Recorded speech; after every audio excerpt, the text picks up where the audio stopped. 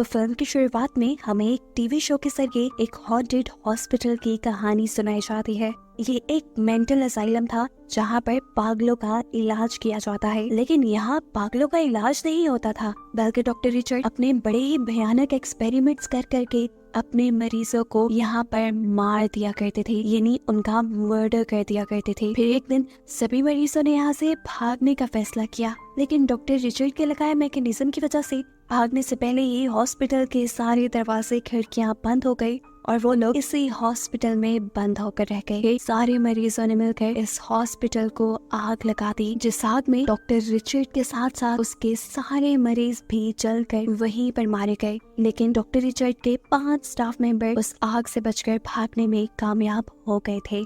उस दिन के बाद से आज तक उस हॉस्पिटल को हाउस ऑफ हॉन्ट कहा जाता है, यानी एक डरावना भूतिया घर जहाँ पर कोई रह नहीं सकता, कोई एक दिन भी सरवाइव नहीं कर सकता। ये शो एक लड़की देख रही थी, वो लड़की जो बाथटब में बैठकर ये प्रोग्राम देख रही थी, वो फौरन अपने हस्बैंड को कॉल करती है और कहती है कि उसने हाउस ऑफ हॉन्ट में अपनी बर्थडे पार्टी अरेंज करनी है। यहाँ इनकी बातों से हमें पता चलता है कि उसका हस्बैंड स्टीवन एक बहुत अमीर इंसान तो है ही, लेकिन इन दोनों का रिलेशन कुछ अच्छा नहीं। यहाँ तक कि लॉरेन ने तो एक मर्तबा अपने हस्बैंड स्टीवन का मर्डर करने की भी कोशिश की है ताकि वो उसका सारा पैसा ले सके। स्टीवन इस टाइम भी लॉरेन की फोन कॉल पर ज्यादा ध्यान नहीं देता और उसका फोन काट देता है, क्योंकि इस टाइम वो एक न्यूज चैनल को इंटरव्यू दे रहा था और अपने नए खुले हुए अम्यूजमेंट पार्क को इंट्रोड्यूस करवा रहा था। ये अम्यूजमेंट पार्क बाकी पार्क से बहुत अलग था, क्योंकि यहाँ की थीम हॉरर थी। अब स्टीवन एंकर्स को लेकर अपनी न्यू राइड के टेस्ट के लिए चला जाता है।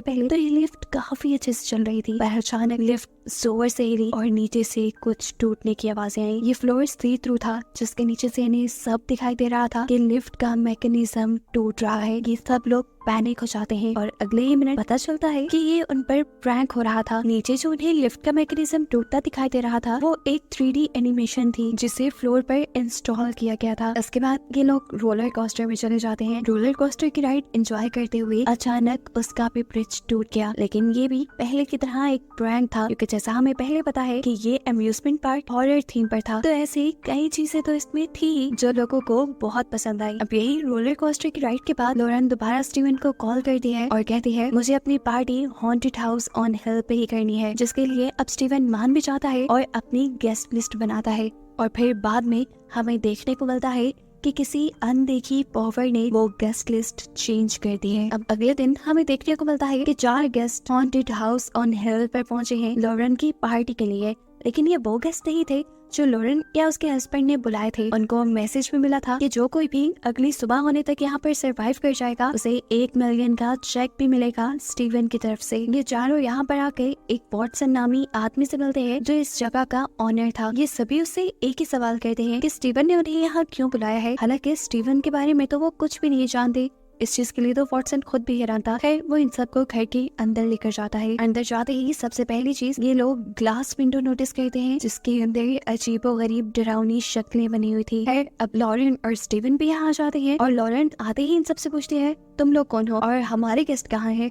ये उसके पूछते ही ऊपर बना हुआ ग्लास डोर टूट जाता है और इससे पहले कि वो लॉरेन के ऊपर गिर जाता, यहाँ पर एडी जंप करते हुए उसे बचा लेता है। इस हादसे के बाद वॉटसन यानी इस घर का मालिक ने ये भी बताता है कि इस घर को रेनोवेट करते हुए उसके फादर और ग्रैंडफादर दोनों ही मारे गए। ये सुनकर हंसते हुए स्टीवन कहता है चलो फिर ये तो पक्का है कि अगली मौत यहाँ पे लॉरेन की ही है। यहाँ पर स्टीवन और लॉरेन की बहस से बचते हुए वॉटसन यानी यहाँ का ऑनर स्टीवन से कहता है जो भी है मुझे यहाँ का रिंग दो और मैंने यहाँ से जाना है, मैं नहीं रुकने वाला। यहाँ पर देखने को मिलता है कि स्टीवन ने पहले से ही 1-1 मिलियन के काफी सारे चेक्स लिख रखे थे। जो कोई भी यहाँ से सरवाइव कर जाता उसे ये चेक्स मिल जाते।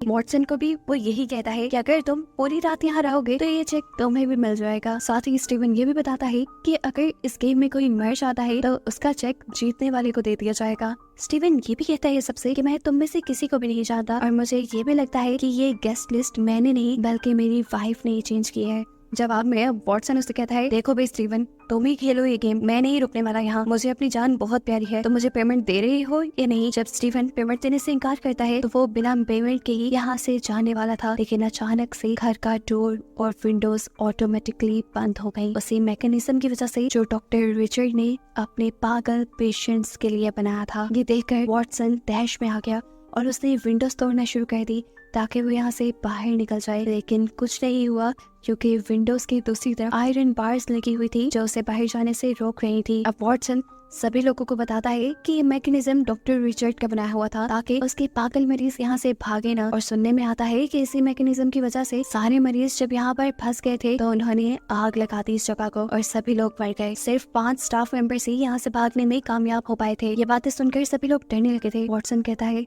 इतना ही नहीं, ये घर अभी भी अलाइव है। एडी पूछता है, इसका क्या मतलब? तो वॉटसन जवाब में कहता है, इसका मतलब ये कि उन पेशेंट्स और डॉक्टर रिचर्ड की सोल अभी भी इस घर में है, इसीलिए इसे हॉन्टेड हाउस कहा जाता है। जितने भी लोग यहाँ आए हैं हमेशा मारे जाते हैं और मैं नहीं चाहता कि हम यहाँ पर मर जाए, इसीलिए हमें किसी तरह वो मैकेनिज्म ढूंढना होगा जिससे इन दरवाजा को खोलकर हम यहाँ से बाहर जा सकें। इनकी इन्हीं बातों के दौरान यहाँ पर लोरन आती है और सबसे कहती है, मुझे तो लगता है कि ये सारी स्टीवन की गेम है, उसी ने ये लॉकडाउन किया है। ये सुनकर एक दूसरा आदमी उसके पास आता है और कहता है, शराफत से खोल दो, नहीं तो तुम्हारा जो हशर होगा उसके जिम्मेदार तुम खुद ही होगे। स्टीवन सबको एतबार दिलवाता है, ये मैंने नहीं किया, लेकिन हाँ मैं इतना जानता हूँ कि इस लॉकडाउन का मैकेनिज्म सारा बेसमेंट में है, बेसमेंट में ही जाकर इसे खोला जा सकता है। ये बात सुनकर लोरेन कहती है, अरे अरे ये गन्स अपने पास रख लेना, इसका कोई एतबार नहीं, चाहे इसने नीचे भी अपने अम्यूजमेंट पार्क की तरह कुछ सरप्राइजेस रखे हो। अब ग्रुप के 3 मेंबर बेसमेंट में जाते हैं टॉर्च लेकर वो मैकेनिज्म ढूंढने के लिए, और नीचे जाते ही अजीबो गरीब ढांचे उन्हें डरा चुके थे। ग्लास केजेस के अंदर बहुत ही अजीब अजीब स्टैचूज को रखा गया था। माना जाता है कि इनसे डरा कर पागल लोगों का इलाज किया जाता है। ये लोग आगे बढ़ते हैं तो अचानक ऊपर से सीलिंग टूट कर गिर जाती है, जहाँ पर एडी जेनिफर को पीछे खींच कर उसकी जान बचाता है। अब सीन कट होकर हमें दिखाया जाता है कि स्टीवन ने सच में यहाँ पर कुछ सरप्राइजिंग चीजें रखी हुई थी, जिसके लिए यहाँ पर एक ऑपरेटर भी था और वो अभी हुए हुए हादसे के ऊपर हंस रहा था। स्टीवन यहाँ उसे आकर डांटता है, तुमने मेरी परमिशन के बगैर यहाँ का दरवाजा क्यों बंद किया? लेकिन ऑपरेटर से कहता है, नहीं मैंने तो यहाँ का दरवाजा लॉक नहीं किया। स्टीवन को लगने लगा कि इसके पीछे उसकी वाइफ होगी। अब सीन कट होकर दोबारा हमें उसी ग्रुप को दिखाया जाता है जो बेसमेंट में थे। यहाँ इन्हें लग रहा था कि बेसमेंट को जलने के बाद से अब तक रेनोवेट ही नहीं किया गया। अब एकदम से इन लोगों के सामने स्टीवन भी आ जाता है जो इनके साथ वो मैकेनिज्म ढूंढने लग गया था, क्योंकि वो जानता था ये सब उसके कंट्रोल में नहीं और अब उसे भी लग रहा था कि वो यहाँ पे स्टक हो जाएगा। उन्हें यहाँ पर एक मेटल डोर दिखाई देता है जिसके बारे में वॉटसन बताता है कि ये मैकेनिज्म नहीं हो सकता। ये लोग उस डोर को छोड़कर आगे चले जाते हैं और हमें उस डोर के ऊपर अजीब सी ब्लैक शेडोज को दिखाया जाता है। ये लोग अब ऐसे रूम में पहुंचते हैं जहाँ पर इलेक्ट्रिक शॉक देकर मरीजों का इलाज किया जाता था। अब यहाँ तक पहुँचने के बाद ये ग्रुप आपस में डिवाइड हो जाता है। जेनिफर कुछ लाइट्स ऑन करती है और ये देखकर एडी हैरान हो जाता है कि उसे इस जगह के बारे में कैसे पता है। वो उससे पूछता है, कौन हो तुम, सच बताओ। तब वो उसे बताती है कि मेरा नाम जेनिफर है और मुझे यहाँ इन्वाइट नहीं किया गया, बल्कि मैं तो यहाँ इन्वाइटेड होने का सिर्फ नाटक कर रही हूँ और ये करने के लिए मुझे स्टीवन ने पैसे दिए हैं। ये बताते हुए जैसे ही वो पीछे मुड़ी तो हैरान के देखकर कि एडी पीछे से गायब हो चुका था। उसने इधर उधर मुड़कर देखा तो उसे अचानक अपने पीछे के अटैक से कोई भागता हुआ दिखाई दिया। वो वहाँ पर गई लेकिन वहाँ भी कोई नहीं था। फिर सामने उसे देखने को मिला कि एडी ने खून से भरे एक टब के अंदर जंप कर दी है। ये देखकर वो बुरी तरह डर गई और वहाँ जाकर एडी को उस टब से निकालने की कोशिश में लग गई, लेकिन तभी सरप्राइजिंगली एडी ठीक ठाक उसके सामने खड़ा था, ऐसे जैसे उसे ना कुछ हुआ हो, बल्कि उल्टा वो तो हैरानी से जेनिफर को देख रहा था कि उसे हो क्या गया है, वो कर क्या रही है। अब जेनिफर बहुत ज्यादा डर चुकी थी। वो एडी के साथ ऊपर आती है और स्टीवन से पूछती है, ये क्या हरकत है, नीचे क्या अजीबोगरीब चीजें तुमने सेट की हैं, क्या तुम हमें मारना चाहते हो? ये बातें सुनकर स्टीवन उससे कहता है, नहीं मैंने नीचे कुछ नहीं किया, मैं तो ऊपर कंट्रोल रूम में था। और एक हैरानी की बात यहाँ पर स्टीवन को ये पता चली थी कि मैकेनिज्म रूम यहाँ पर कहीं है ही नहीं। और ये सुनकर ये सभी काफी हैरान हो जाते हैं। अब देखने को मिलता है वो 2 लोग जो नीचे जाकर अलहदा हो गए थे, उनमें से एक लड़की नीचे बेसमेंट की वीडियो बना रही थी और ये बनाते हुए वो ऑपरेशन रूम में चली गई, जहाँ जाकर कैमरे में उसे नजर आया कि डॉक्टर रिचर्ड अपने पेशेंट का स्टाफ मेंबर के साथ मिलकर ऑपरेशन कर रहे हैं। ये देखते ही वो हैरान हो गई। उसने कैमरा नीचे किया तो वहाँ कुछ भी नहीं था। डरकर जब वो पीछे मुड़ी तो वहाँ पर एक भूत था, अजीब सी शक्ल वाला भूत जो एकदम से उसके करीब आकर इतना जोर से चिल्लाता है कि उसकी स्किन भी खिंचने लग जाती है। वो भी जोर से चिल्लाती है और ऊपर सभी लोग उसकी चीखें सुनकर डर जाते हैं। वो जानते थे कि नीचे कुछ अजीब हुआ होगा, इसीलिए वो लोग बेसमेंट को चेक करने आए, जहाँ उन्हें खून की बहती धार के अलावा कुछ नहीं मिला। अब वहाँ पर सिर्फ उस लड़की का कैमरा पड़ा था, जिसे लेकर ये लोग ऊपर आ गए और कैमरे की आखिरी फुटेज में हमें सिर्फ उस लड़की का हाथ दिखा और किसी ना दिखने वाली चीज ने उसे वहाँ से खींच लिया और कहीं और ले गया। साफ मतलब था कि वो मर गई है और उसके साथ जो कुछ भी हुआ है वो यहाँ के घोस्ट यानी भूतों ने किया है। ये वीडियो देखकर लोरेन क्लैप करते हुए आती है और स्टीवन से पूछती है कैसे किया इसका मर्डर, बताओ तो जरा। लेकिन स्टीवन तो खुद हैरान था कि ये हो क्या गया है। यहाँ पर अब लोरेन उसके ऊपर गन पॉइंट कर देती है, जिसके ऊपर स्टीवन ज्यादा ध्यान नहीं देता क्योंकि उसे लग रहा था कि ये लोडेड नहीं। लेकिन फिर लोरेन उसे जब ग्लास को शूट करके दिखाती है तो उसे यकीन आ जाता है कि लोरेन उसे मार भी सकती है और किसी भी हद तक जा सकती है। अब तो वाकई उसे डर लगने लगा था, इसलिए वो फौरन अपने ऑपरेटर के पास जाता है। वो उसे कुछ कमांड देना चाहता था, लेकिन उसने वहाँ जाते ही देखा कि ऑपरेटर का फेस बहुत ही बुरे तरीके से खाया गया था, यानी उसे भी किसी ने मार दिया था। ये चीज उसे डरा देती है और अब वो खुद जब सीसीटीवी फुटेज देखता है तो उसे एक बहुत ही डरावनी चीज दिखाई जाती है कि डॉक्टर रिचर्ड का भूत एक चाकू लेकर लोरेन के रूम की तरफ बढ़ रहा है। अब स्टीवन लोरेन को बचाने के लिए फौरन यहाँ से भाग के जाता है और दूसरी तरफ दिखाया जाता है कि पूरा ग्रुप लोरेन को ही ढूंढ रहा था। और जब ये लोग ये काम कर रहे थे तो एकदम से इस जगह की लाइट्स फ्लिकर होने लगी और फिर उन्हें ऑपरेशन थिएटर से अजीबोगरीब आवाजें आने लगी। जाकर जब इन्होंने देखा तो लोरेन और बेड बुरी तरह शेक कर रहा था। ऐसा लग रहा था कि किसी ने उसके ऊपर इलेक्ट्रिक शॉक थेरेपी शुरू कर दी है। इसे बंद करने के लिए ये सभी लोग मिलकर यहाँ पर स्विच ढूंढने लग जाते हैं और आखिर एक लड़की ठीक स्विच देकर उसे बंद करने में कामयाब भी हो जाती है। जितनी देर में इन्हें ये स्विच मिला था उतनी देर में लोरेन मर गई थी। ये देखकर स्टीवन जब तक यहाँ पहुंचा तो उसे बहुत दुख हुआ और उसने उसी में सभी गेस्ट के ऊपर गन पॉइंट कर दी क्योंकि उसे लग रहा था ये सारा काम यहाँ पर आए गेस्ट ने किया है। लेकिन यहाँ उल्टा जेनिफर स्टीवन के ऊपर गन पॉइंट कर देती है क्योंकि उसे लग रहा था यहाँ पर सारी इन अजीब चीजों के पीछे स्टीवन है, जो शायद अपनी वाइफ को ही मारने के मिशन से यहाँ आया था। अब इस चीज की सजा देने के लिए ये सब लोग मिलकर स्टीवन को सैचुरेशन चैम्बर के अंदर डाल देते हैं और उस मशीन को ऑन कर देते हैं, जो मशीन कॉन्टिन्यूसली घूम रही थी और इसके अंदर बहुत सारी पिक्चर्स स्टीवन को नजर आने लगी थी। इस मशीन की वजह से स्टीवन को हेलुसिनेशन होने लगते हैं। उसे ऐसा लगता है जैसे वो पानी में डूब रहा है और फिर अचानक उसे इसी पानी में से एक खौफनाक बड़े से मुंह वाला घोस्ट निकलता दिखाई देता है, जिसे देखकर वो इतना डर जाता है कि वहीं बेहोश हो जाता है। ये काम करने के बाद ये लोग इसी एरिया को सर्च करते हुए डॉक्टर रिचर्ड के ऑफिस तक पहुंच जाते हैं, जहाँ जाकर इन्होंने देखा कि यहाँ पर जितने भी लोग आए थे ये सब लोग उन्हीं के रिश्तेदार थे, जो 5 स्टाफ मेंबर यहाँ से बचकर भाग गए थे। और ये बात उनके लिए शॉकिंग थी।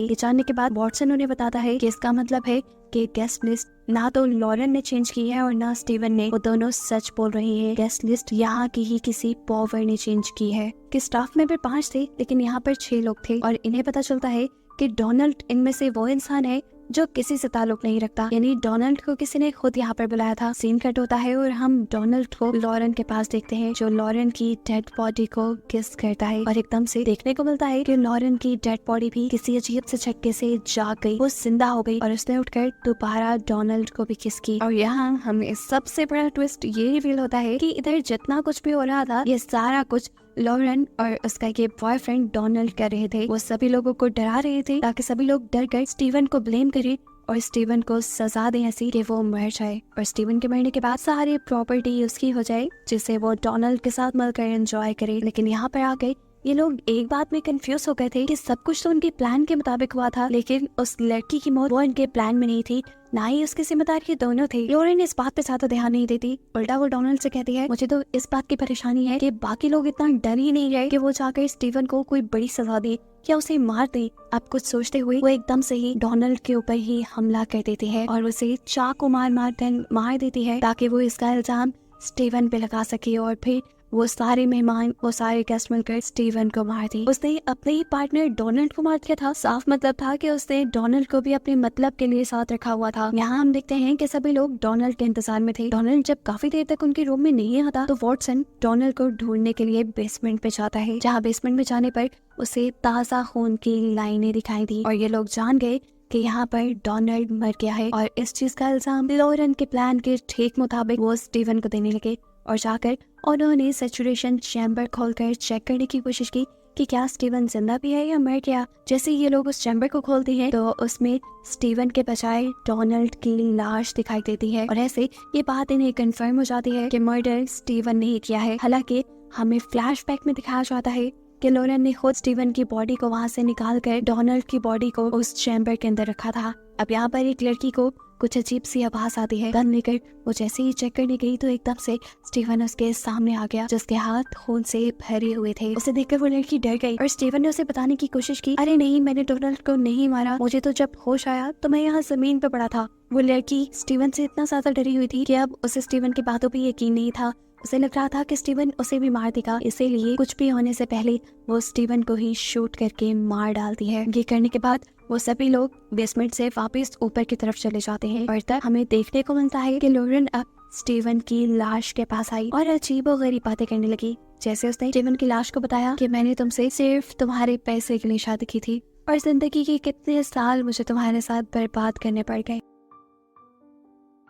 ये सारी बातें सुनने के बाद एकदम से स्टीवन जिंदा होकर उसका गला पकड़ लेता है। वो इतने गुस्से में था कि उसने लोरेन का सर उठाकर एक दीवार में पटक दिया और फिर दोबारा उसे मारने लगा। यहाँ पर वो लोरेन को बहुत मारता है और फिर उसे दिखाता है कि उसने बुलेट प्रूफ जैकेट पहनी हुई थी, जिसकी वजह से वो मरा नहीं। इस सारे खेल की वजह से उसे लोरेन की हकीकत तो पता चल गई। गुस्से में अब स्टीवन उसे उठाकर उस मेटल डोर के ऊपर मारता है, जिसकी दूसरी तरफ कोई ओपनिंग नहीं थी। हैरानकुन तौर पे हमने देखा कि वो मेटल डोर टूट गया और लोरेन उसके अंदर चली गई। ये एक इंतहाई डरावना कमरा था जहाँ पर उसे एक के बाद एक ब्लैक शेडोज नजर आने लगे। यहाँ लोरेन जैसे ही खड़ी होती है तो उसे पीछे दीवार की तरफ कोई अजीब सी चीज खींच लेती है और ये देखकर स्टीवन शॉक रह जाता है, क्योंकि ये सब उसके प्लान का पार्ट नहीं था। डरकर स्टीवन यहाँ से भागने के लिए एक दूसरा दरवाजा खोलता है तो उसे अंदर मरी हुई लड़की के बॉडी पार्ट्स दिखाई देते हैं, जो देखकर वो डर गया। वो यहाँ से भागना चाहता था, लेकिन तभी लोरेन यानी उसकी बॉडी का शेडो उसके सामने आ गया, जो उसे डराने लगा था। इससे डरकर